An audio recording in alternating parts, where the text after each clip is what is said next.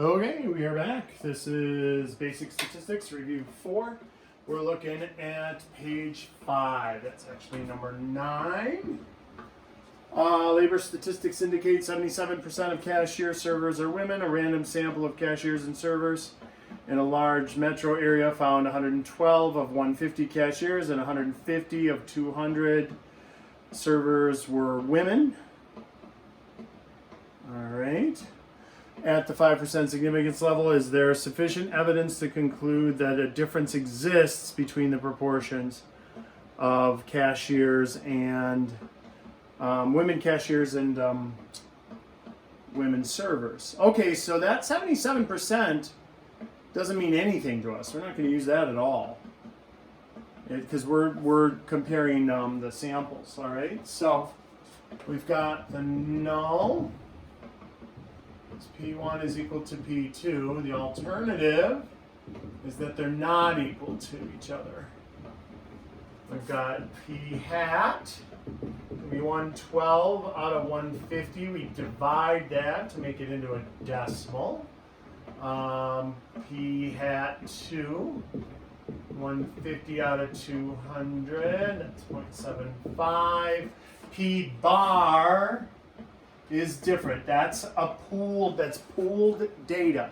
That means I'm going to take all 112 plus 150, add those up, and then 150 plus 200, add those up. And so that's going to be the 262 over 350. So women servers and cashiers are almost 75% of the workforce. So 0.749. And then Q hat is just 1 minus that. So we could likely then conclude that that's males are 25. If females make up 75%, then males were the other 25%. All right? So that is all still just general stuff that we're going to need as we do the problem. So let's draw a pretty picture. We're back into proportion, so we get to use z-scores. It's a two-tailed test because not equal to, so two tails. And we're looking at, what do they want here? 5% significance level, two-tailed test. So that's 2.5% there, 2.5% there. If you look that up, a two-tailed test, then your z all the way down, that z is equal to 1.960. And z is equal to negative 1.960.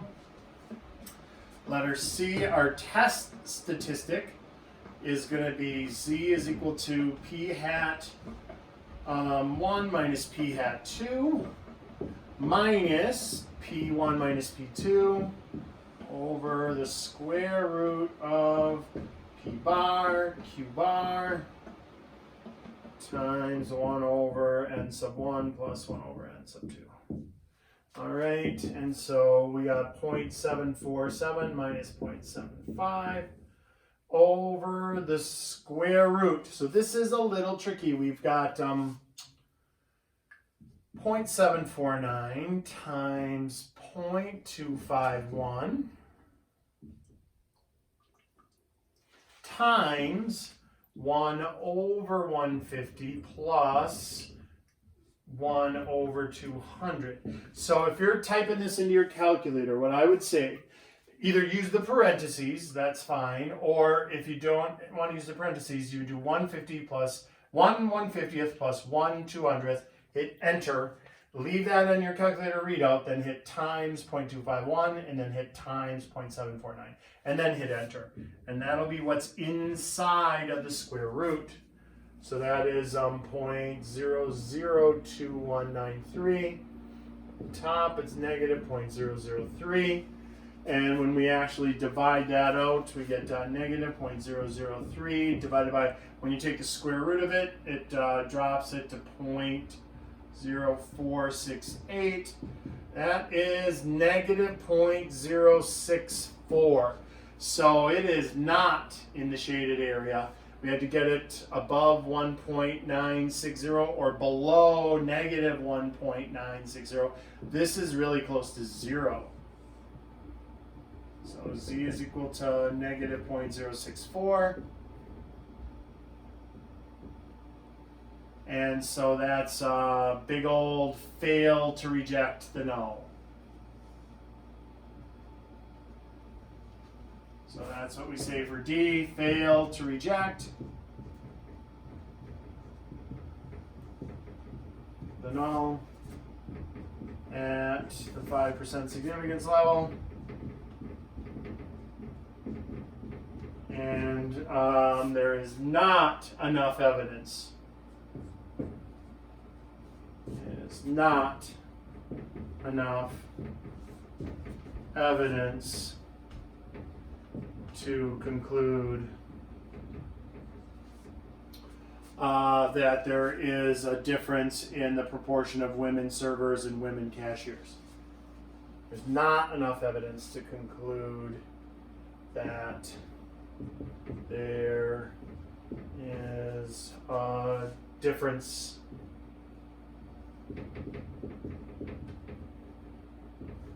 in the proportion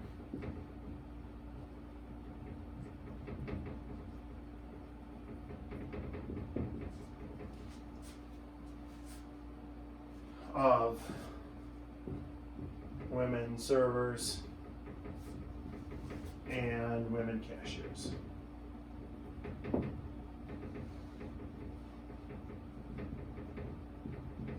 All right, so not a difference.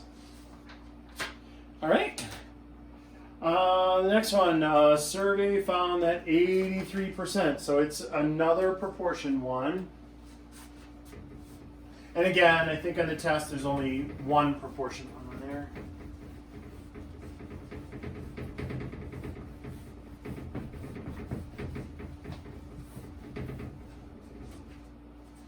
A survey found that 83% of the men questioned preferred computer-assisted instruction to lecture, and 75% of the women preferred computer-assisted instruction to lecture.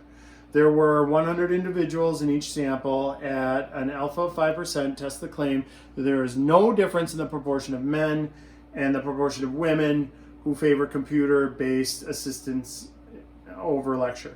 Find a 95% confidence interval for the difference of the two proportions. And should we believe this claim? Okay, let's see. So the null are the proportions are the same. The alternative are the proportions are not the same. Now they gave us p hat 1 as 0.83 and p hat 2 as 0.75.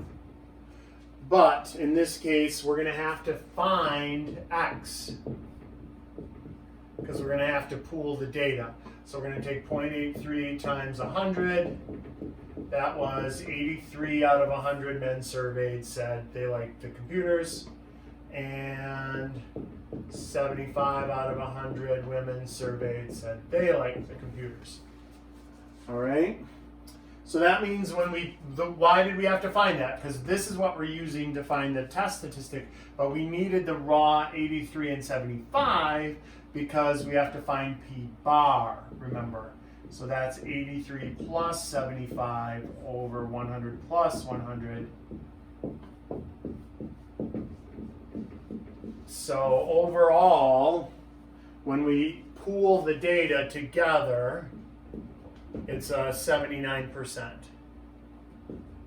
0.79, which means Q bar is 1 minus 0.79, which means 21% said they don't like computers, male or female, all right, regardless of gender. All right, so let's take a look. B, two-tailed test, 5% again. That's 2.5% in that end, which gives us a Z of 1.960. That's 2.5% in that end, which gives us a negative 1.960. For critical value, sorry, CV. It is a Z score. It's just, that's your critical value. Those are kind of our cutoff points. All right, so let's do to the important part here, find z. That is p hat 1 minus p hat 2. Remember, this proportion is just going to be 0 anyway, so you don't really need it on there. And then p bar, q bar, 1 over n1 plus 1 over n2 times that quantity. All right, so on the top, we get 0.83 minus 0.75 over the square root. 0.79, that's 0.21, it's 1 over 100 plus 1 over 100. So again, do the 1/100th plus 1/100th first, hit enter, multiply it by 0.21, multiply it by 0.79, take the square root. So you should end up with 0.08 over 0.0576 is 1.388. That is not enough. We needed 1.9 and we got 1.4 basically. So this is in the fail to reject the null. So we failed to reject the null. At 5%. And then letter E is there's not enough evidence to conclude there's a difference in the proportion of men that like computer assistance and the proportion of women that like computer assistance. So there is not enough evidence to conclude there is a difference in the proportion of men that prefer computer assistance and women that prefer computer assistance. All right, and then for the last part, it's the confidence interval. And so with a confidence interval,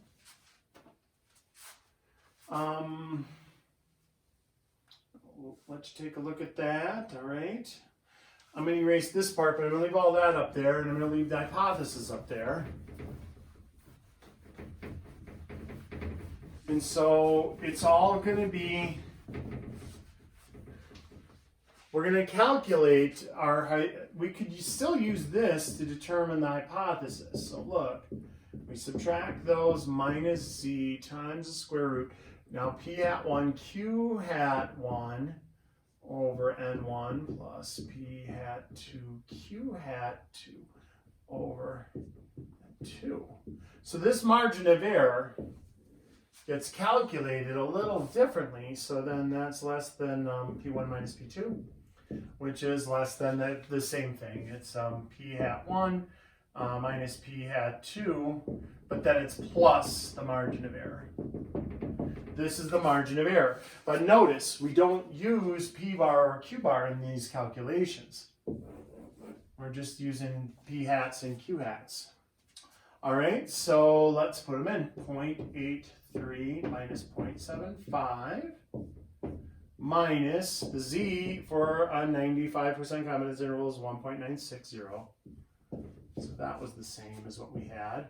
But this time, we're going to do 0.83 times 0.17, right? That has to add up to 1. That's q over 100 plus 0.75 times 0.25. It adds up to 1 or 100%. And here, let's do some of the calculations. You multiply those, you get, what do you get? 0.08. What's the margin of error? Or subtract those rather, not multiply. Now, do all that stuff inside of the square root. So when you do all that stuff inside of the square root, you should get, oh, I just went all the way down to this actual,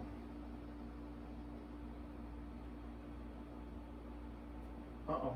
Here, let me put it in the calculator and show you step by step. Because it doesn't help if you don't get what's happening. So you go into your calculator, you go 0.83 times 0.17 divided by 100 plus 0.75 times 0.25 divided by 100. Type that in as it stands. That gives you 0.003286. So here, let me show you the calculator if you have this kind. I have that number in there. I don't want to type that in again. So what I do is I hit second and then the little x squared button and look at what it brings up. It brings up the little square root sign. But then I hit second and then the little negative button on the bottom because that's answer. That's the last answer that was in there. So that just put in the 0.003286 for me. And then I hit enter. And there we are. We got 0.05. 323643, and then leave that in there and just hit times 1.960, and there's 0.11235, which is less than P1, is P2, which is less than 0.08 plus 0.11235. Now don't forget about this. We had a 0.08 minus 0.08 minus. So when I do 0.08 minus 0.112, we get negative 0.032, which is less than P1 minus P2, which is less than 0.08 plus 0.112. So from negative 3% to positive 19%. And so now we can use this to look at this. Look, look, look. Use your sweet algebra skills. P1 equals P2. If I subtract P sub 2 from both sides, I got P sub 1 minus P sub 2 equals 0. That is another way to state the null hypothesis. That's actually why it's called the null hypothesis, because that's 0. All right? This negative to positive includes 0, which means this is evidence for the null hypothesis. So since 0 is in the interval, this is evidence for the null hypothesis. So what would be another scenario? What if that weren't negative 11, negative 0.11? What if that was negative 0.01? Well, then this would have been positive, and that would have been positive, and 0 would have been included, and then that would have been evidence for the not equal to part, to reject the null instead of failing to reject the null. All right? Okay. And then the last one, a sample of the last hypothesis. The last page I'm going to do in front of a computer because that's all just Excel for the last page of the review.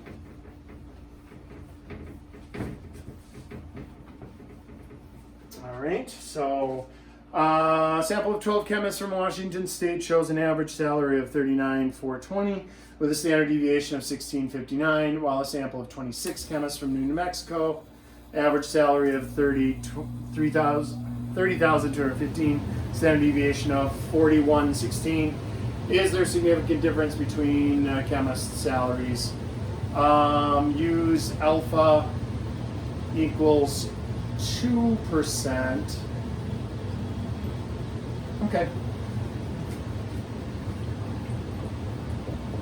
So a null alternative 2 doesn't equal mu2. Draw a picture. It's a two-tailed test at what level? 2% significance level. Weird. That's 1% there, 1% there. We're going to have to use T, and we're going to have to use degrees of freedom on the smaller of the two. So we have N equals, let's write down all this stuff. X bar 1, 39, 420. N sub 1 is 12. N sub 1, S sub 1 is 1659. X bar sub 2 is 30,215. And sub 2 is 26, and S sub 2, 4116. All right, so we're using a T distribution, and when we look that up, it's going to be 2.718 and negative 2.718, sorry. And we actually used the degrees of freedom of 11. We had degrees of freedom 11 or degrees of freedom 25. You always use the more conservative, the smaller degrees of freedom. So we use degrees of freedom 11 to look up that 2.71. And when we do that, so look, we have a two-tailed test at 2%, okay? And then we follow that down to 11. And so that's where the 2.718 came from. All right? Okay, so then let's find T. That's going to be 39,420 minus 3215 over the square root of 1639 squared over, so the 59, sorry. The 1659 squared goes over the 12, and the 4116 squared goes over the 26. It's all under the square root sign. So we end up with 9205 over 938.59, which is 9.81. That is well into the shaded area.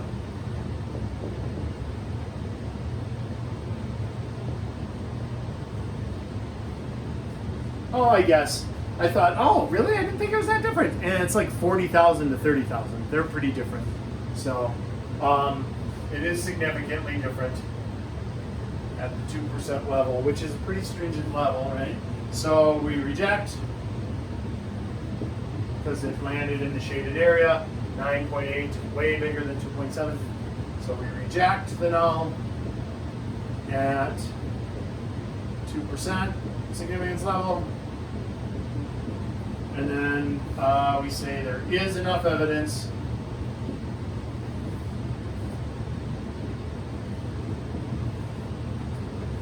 to conclude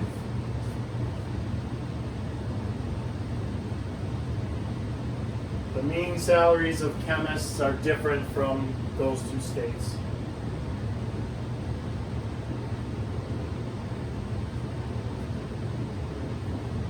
Different from those two states.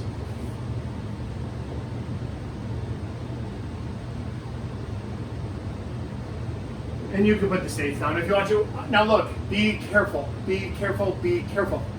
Because lots of students get all of this right, and all of a sudden they lose 1 point on their write-up because they said,